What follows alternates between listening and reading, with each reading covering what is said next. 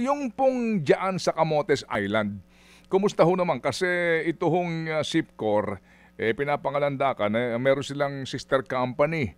Ito ho naman Camotes Island Power Generation Corporation. Ito rin po yung sinasabi nga, no? Na itong Premier Island Power Grid Corporation na ito. Opo, sa Camotes Island ho ba, meron kayong problema tinatanggap?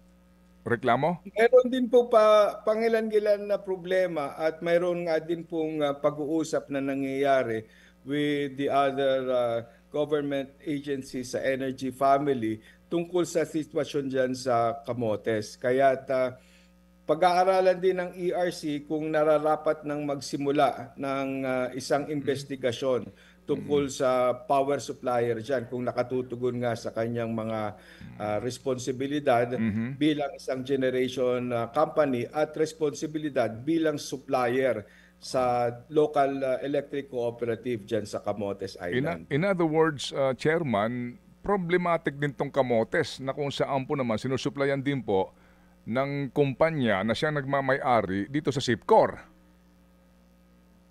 Meron po kaming natatanggap Okay. na ganyan ding mga reklamo na madalas na pagkakaantala ng supply or blackouts.